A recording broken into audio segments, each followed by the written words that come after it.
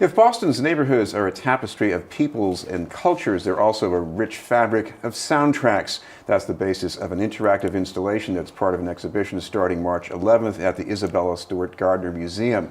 The exhibition's called Listen Here, that's H-E-A-R, The Art of Sound. To talk about her contribution is the creator of Sound Lab, Elisa Hamilton.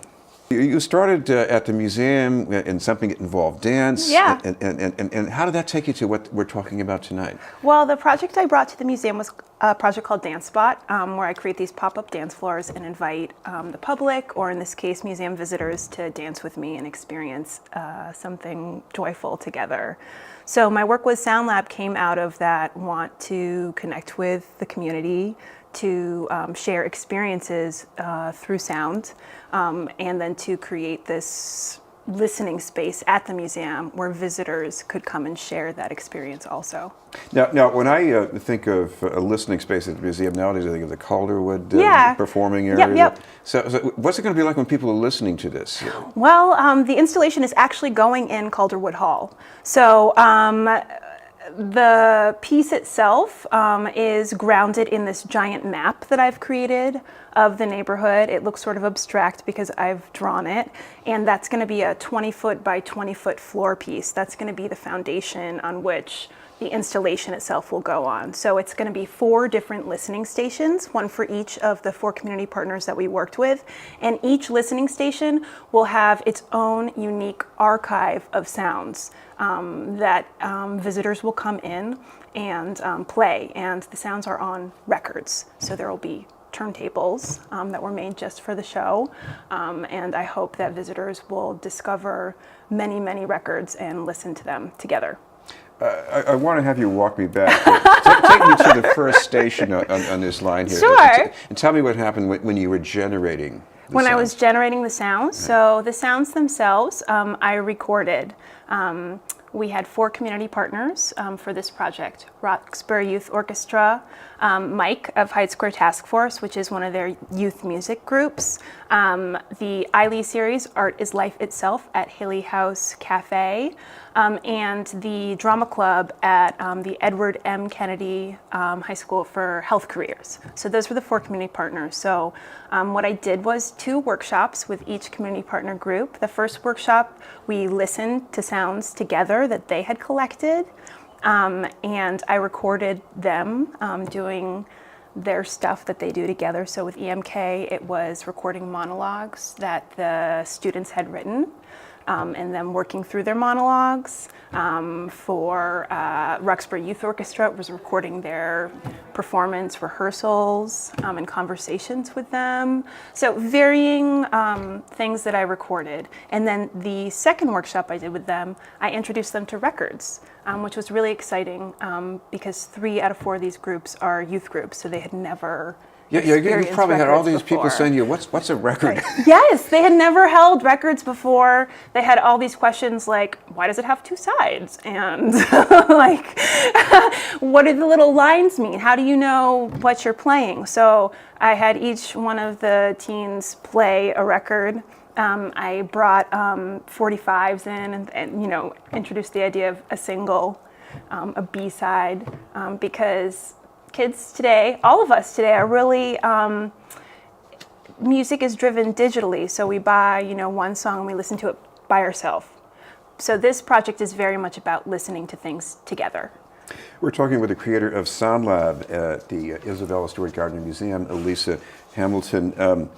I go back to the time when 45s were just giving way to LPs. Mm-hmm. What's it like for a young person today who's into streaming, taking individual tunes from iTunes? Yeah. This is a whole different way of orienting. It is. They were delighted, honestly. It was really exciting. I also brought, even before the 45s, I brought some 78s in, so really old records from the 40s that are very heavy. So they really enjoyed not just the listening to the sounds, but also the physicality of this thing that holds music, because we don't think of music as anything physical anymore. I feel like even with CDs, you gave the gift of a CD and then somebody would listen to it. but nowadays we email a song or we send a link. So they were delighted, and it was really special to experience that discovery moment.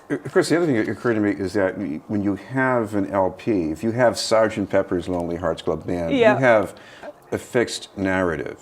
It's not the playlist du jour. Yeah. Talk about how that is for a young person to encounter Yeah, that. sort of you can't just have this sort of mixtape. It's not like that. So the idea of listening to something all the way through, they did like though that you could choose your track, that you can decide if you have a favorite song, you can place it on that song and listen to that song again. But I think they really enjoyed, in addition to the records, hearing the music and the sounds from different times, because each of the records that we listen to give a context of that time. And that is what I hope the records that I'm creating for this project will do. Now, one of the other particles of sound here is a family going to a restaurant.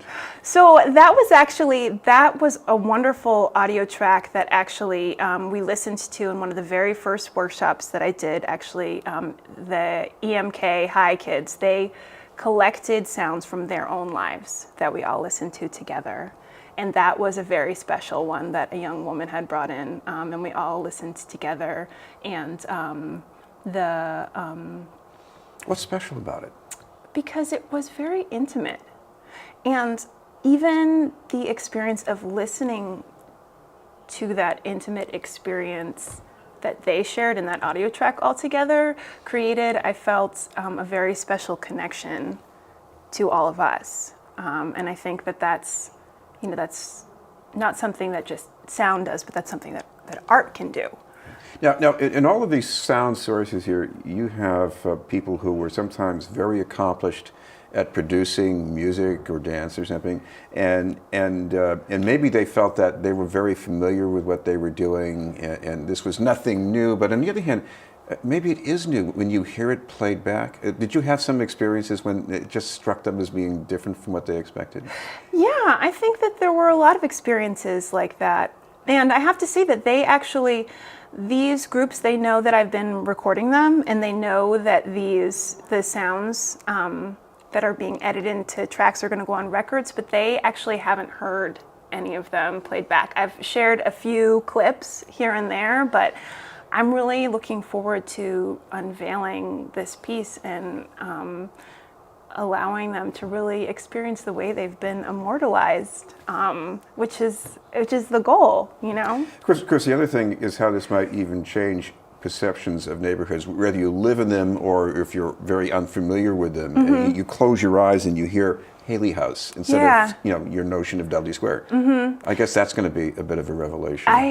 I hope it will be. I hope it will be, especially for those visitors to the museum who come in and don't know about Haley House, don't know about Haley House Cafe and what a fantastic community place it is and the great food you can get there.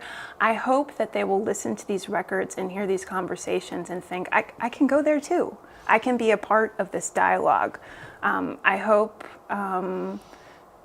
that happens. Well, we should mention this is going to be starting, was it March 8th at the museum? It's March 11th, March 11th, to okay. March 18th. Yeah, it's just up for 1 week. And of course, you've got some information about your own work. You've got a website too? I do. My website is elisahhamilton.com, and in the coming weeks, I'll have a lot more information about Sound Lab on there. Thank you very much for being with us. Oh, it's my pleasure. Thank you so much for having me. Elisa Hamilton.